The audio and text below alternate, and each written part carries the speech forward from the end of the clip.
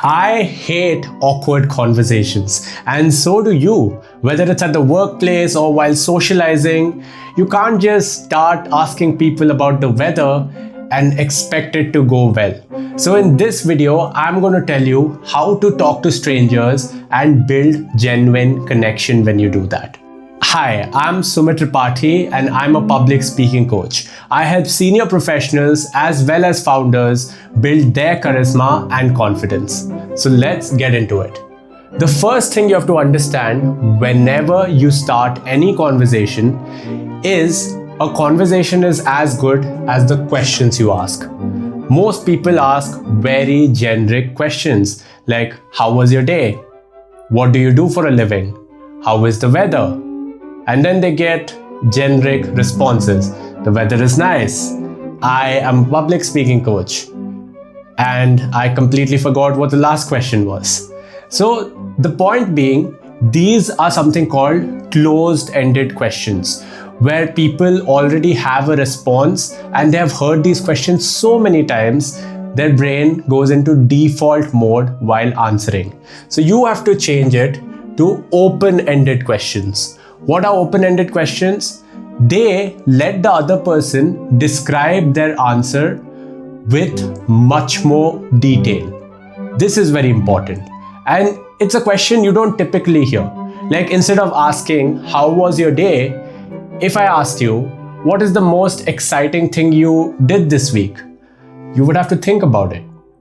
If I asked you, what inspired you to even get into your career? And do you even like what you do? This will again make you think a bit. So you, through your open-ended questions, are unlocking emotions in the conversation. If I ask you about your exciting day, you remember, you start feeling excited, and you associate me with the feeling of excitement. That is why fix your questions. I want you to come up with 3 open-ended questions right now. The second thing is people often approach other people with the wrong energy. Humans are like mirrors. If I'm feeling anxious, you are going to feel anxious. If I'm happy and excited, you will too. But if I'm all dull, you will also feel dull. And nobody likes that feeling. So understanding the energy you approach people with is quite important. Over here, we have to understand a concept called energy mirroring. You have to first identify what is the default or natural state of this person. Are they high energy and always excited? Are they someone who is a bit quieter, little feeble when they talk? If somebody is a little quiet, you can't go all high energy and say, hi, how are you doing? They will get scared. You have to match the energy. And vice versa too. If somebody is really energetic and excited while talking to you, you can't respond like, yeah, I had a great day. It was wonderful. So understand that mirroring other people's energy is very important. The third thing you have to realize is the dead face. What is the dead face? It is something I see so often among people. Whenever they're listening, instead of actively listening and actually expressing themselves, they listen like this. Yeah, that's nice. Oh, how wonderful. You see how my facial expressions aren't changing at all?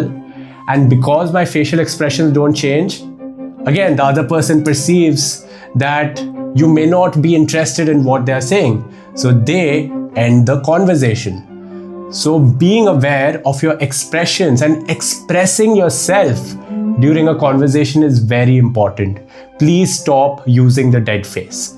And lastly, you have to become somewhat of a goodwill hunter. Goodwill Hunting is one of my favorite films by Robin Williams.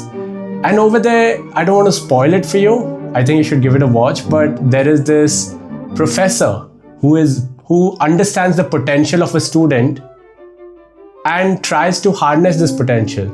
But the student isn't very open. They don't believe in themselves. They don't believe in their dreams. And this professor keeps making this student believe in themselves, keeps complimenting them. So you also have to become a serial complimenter. And by this, I don't mean coming up with fake compliments.